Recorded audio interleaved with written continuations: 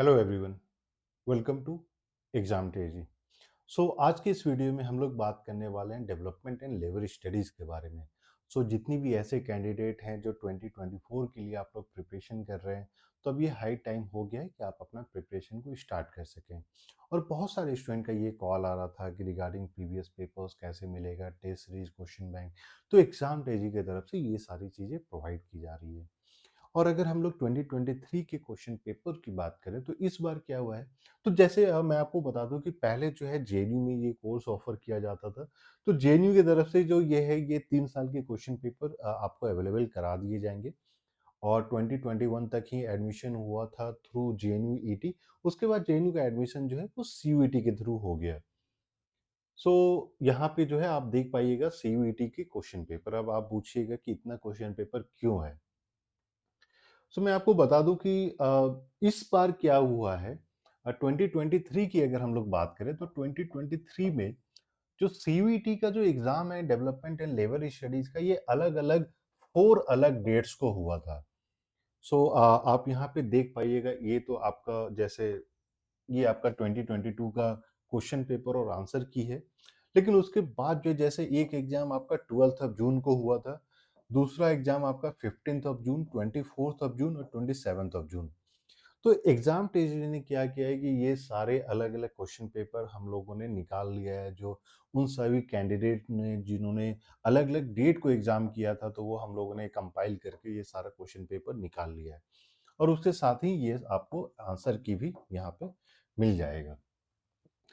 Important ये हो जाती है कि अब देखिए, अगर हम लोग बात करते हैं, क्योंकि बहुत सारे स्टूडेंट का ये सवाल था कि सर वो ना आइडिया नहीं लग पा रहा है कि क्वेश्चंस कैसे पूछे जाएंगे।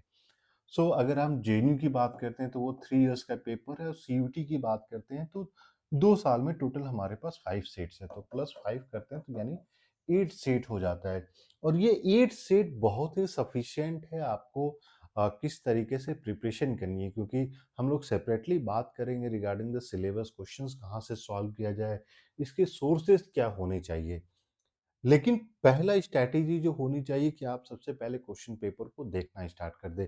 क्वेश्चंस कैसे पूछे जा रहे हैं, किस टॉपिक से पूछे जा रहे हैं, क्या डिफिकल्टी लेवल पूछ से है। इसीलिए एग्जाम टेजी की तरफ से ये सारी चीजें आपको प्रोवाइड की जा रही है।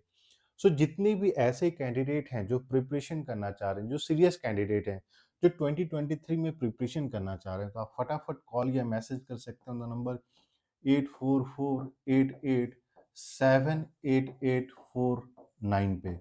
और आपको किस तरीके से अवेलेबल कराया जाएगा क्वेश्चन पेपर, उसके लिए क्या फी देना पड़ेगा, ये सारी चीज़ों के बारे में हम लोग बात करेंगे। और स्टूडेंट का जो एक डिमांड था regarding the test series question bank, तो एग्जाम टीजी की तरफ से टेस्ट सीरीज क्वेश्चन बैंक ये भी लॉन्च किया जाएगा।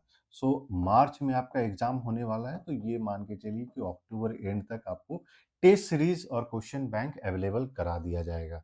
आपके पास करीब करीब 1 महीना समय रहता है प्रीवियस पेपर्स को एनालाइज करने का, क्योंकि जब तक आप प्रीवियस पेपर्स को नहीं एनालाइज कीजिएगा, क्योंकि इसमें अगर हम लोग टॉपिक्स की बात करते हैं तो पॉलिटिकल साइंस से क्वेश्चंस आते हैं, इकोनॉमिक्स से, सोशोलॉजी से, प्लस लेबर स्टडीज या लेबर वेलफेयर, आप जो भी बोलना चाहें, उससे क्वेश्चंस पूछे जाते हैं।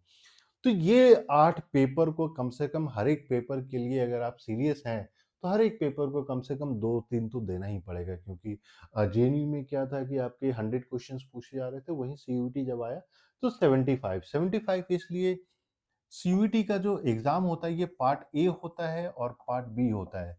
पार्ट बी में आपके 75 क्वेश्चंस होते हैं, और जेएनयू अपने मेरिट लिस्ट के लिए इन्हीं सिर्फ 75 क्वेश्चंस को कंसीडर करता है। तो ये इंपॉर्टेंट हो जाती है कि आप जब प्रिपरेशन करने के लिए बैठें तो उस स्ट्रैटेजी के साथ बैठें। और इसीलिए एग्जाम टेजी की तरफ से ये सारी चीजें एक साथ आपको प्रोवाइड की जा रही है।